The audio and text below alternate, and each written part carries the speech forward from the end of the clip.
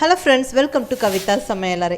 இன்றைக்கி நல்ல ஒரு சூப்பரான கமகமன் நல்ல வாசனையோட சூப்பராக டேஸ்டியான ரசம் எப்படி வைக்கிறதுன்னு பார்க்கலாங்க. நல்லா மிளகு ரசம், தக்காளி மிளகு ரசம், நல்லா ஒரு ஃப்ரெஷ்ஷாக ரசப்பொடி மிளகு சீரகம்லாம் இடித்து நல்லா செஞ்சு அதில் ரசம் வைக்க போகிறோம். ஸோ செம டேஸ்ட்டாக ரொம்ப நல்லாயிருக்கும். வாங்க அந்த ரெசிபி எப்படின்னு பார்க்கலாம். இப்போ நம்ம ப்ரிப்பேர் பண்ண போகிறது நல்லா தக்காளி மிளகு ரசம். ஸோ தக்காளியோட அளவு தான் அதிகமாக இருக்கும். புளி ஜஸ்ட் ஒரு இந்த சைஸ், அதாவது ஒரு பாதி எலுமிச்சம்பழம் அளவு சைஸ் தான் இருக்கணுங்க. தக்காளி தான் அதிகமாக இருக்கணும். நல்லா 4 மீடியம் சைஸ் தக்காளிக்கு ஒரு சின்ன சைஸ் புளி போதும். இதை நல்லா கட் பண்ணி பாத்திரத்தில் சேர்த்தியாச்சு தக்காளி எல்லாம். அதே போல் அந்த புளியும் அது கூடவே அந்த நாரெலாம் எடுத்துகிட்டு உள்ளே சேர்த்து விட்டுறலாம். இப்போ இதை நல்லா வேக வச்சு எடுத்துக்கலாம். நான் மைக்ரோவேவ் அவனில் இது ஒரு 5-6 நிமிஷம் வச்சு எடுத்துகிட்டேன். ஸோ நல்லா குக் ஆகிடுச்சு. நீங்கள் தனியாக பாத்திரத்துலேயும் வேக வைக்கலாம். இல்லை குக்கருக்குள்ளே ரைஸ் பாத்திரம் வச்சு வைக்கிறவங்க மேலே தட்டில் இந்த தக்காளி வச்சு விட்டாலும் சீக்கிரம் வெந்துடும். அதுக்கப்புறம் இப்படி நல்லா கரைச்சி எடுத்து வச்சுக்கோங்க. ஸோ இப்போ அடுத்தது என்ன பண்ண போகிறோன்னா நல்லா ரசப்பொடி செய்ய போகிறோம். நல்லா மிளகு ரசம் செய்கிறோம். ஸோ நல்லா 1 டீஸ்பூன் ஃபுல்லாக நல்லா குறுமிளகு எடுத்துக்கலாம். அதே ஈக்குவல் அமௌண்ட்டுக்கு நல்லா 1 டீஸ்பூன் ஃபுல்லாக சீரகம்,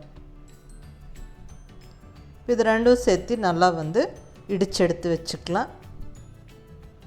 இப்போ நல்லா இடித்தாச்சு, ரசப்பொடி ரெடி ஆகிடுச்சு. பூண்டுங்க தட்டி வச்சாச்சு. ஒரு 7-8 பல் பூண்டு, நான் சின்ன பல்லாக இருக்குங்காட்டிக்கு 7-8 எடுத்துருக்கிறேன்.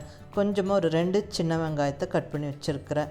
இது பெருங்காயம், நான் கட்டி பெருங்காயம் எடுத்துருக்கிறேன். நல்லா வாசனையாக இருக்கும். ஸோ அது கொஞ்சம், அதுக்கப்புறம் ஒரு பச்சை மிளகாய், கொஞ்சம் கருவேப்பிலை, கொஞ்சம் நிறையாவே கொத்தமல்லி இலை. ரசம் தாளிக்கெல்லாம் ஜஸ்ட்டு கொஞ்சமாக எண்ணெய் இருந்தால் போதுங்க. 1 டீஸ்பூன் அளவுக்கு எண்ணெய் விட்டுறலாம். அதில் கொஞ்சமாக கடுகு உளுந்தம்பருப்பு, நல்லா கடுகு உளுந்தம்பருப்பு பொரிஞ்சதுக்கப்புறம் கருவேப்பிலை, 2 சின்ன வெங்காயம் பொடியாக நறுக்குனது, நல்லா ஒரு பெரிய பச்சை மிளகா, அதுவும் நல்லா உள்ள கட் பண்ணி சேர்த்தியாச்சு. இதெல்லாம் நல்லா வதங்கினதுக்கப்புறம் தட்டி வச்ச பூண்டு, நான் சின்ன சைஸ் பூண்டுகளாக இருந்தங்காட்டிக்கு ஒரு 7-8 பூண்டு தட்டி உள்ளே சேர்த்திருக்கேன். நீங்கள் பெரிய சைஸ் பூண்டு உங்கள் வீட்டில் இருந்துச்சுன்னா ஒரு 3 அல்லது 4 பூண்டு போதும். அதுக்கப்புறம் நம்ம இடித்து வச்ச அந்த ரசப்பொடி சீரக மிளகை உள்ளே சேர்த்தி, பெருங்காயம் உள்ளே சேர்த்திக்கலாம். நான் கட்டி பெருங்காயம் சேர்த்திருக்கேன். இது கரைஞ்சிரும், நல்ல வாசனையாக இருக்கும். இல்லாதவங்க பெருங்காயப்பொடி சேர்த்திக்குவாங்க. இப்போ கரைச்சி வச்ச அந்த தக்காளி புளி தண்ணி நல்லா உள்ளே சேர்த்து விட்டு தேவையான அளவு உப்பு போட்டு, ரசத்துக்கு எவ்வளோ உப்பு தேவையோ அந்தளவுக்கு நீங்கள் போட்டுக்கோங்க.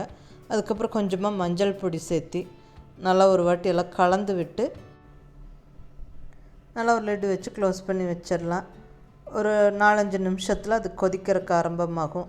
அதாவது இப்படி நல்லா நுரைச்சி ஒரு கொதி வர ஆரம்பிக்கும் போது நம்ம நல்லா கொத்தமல்லி இலை நல்லா ஒரு கையளவு நல்லா உள்ளே சேர்த்து விட்டு ஸ்டவ் ஆஃப் பண்ணிடணும். இப்படி நுரைச்சி வரும்போதே நம்ம ஸ்டவ் ஆஃப் பண்ணிடணும். ரொம்ப நேரம் ரசம் கொதிக்க விடக்கூடாது. கொதிக்க விட்டால் நல்லா இருக்காது. இப்போ நல்லா கமகமன் நல்ல வாசனையோட சூப்பரான தக்காளி மிளகு ரசம் சூப்பராக ரெடி ஆயிடுச்சுங்க. ஸோ நல்லா தக்காளி அதிகமாக சேர்த்து கொஞ்சம் புளியோட அளவு கம்மி பண்ணி இப்படி ஒரு வாட்டி ரசம் வச்சு பாருங்கள், ரொம்ப சூப்பராக இருக்கும். ட்ரை பண்ணி பார்த்துட்டு உங்கள் ஃபீட்பேக் சொல்லுங்கள். லைக் பண்ணி, ஷேர் பண்ணி, கமெண்ட் பண்ணுங்கள். கவிதா சமையலறை சப்ஸ்கிரைப் பண்ணி என்னோடய மற்ற ரெசிபீஸும் வீடியோஸும் பாருங்கள். தேங்க்யூ.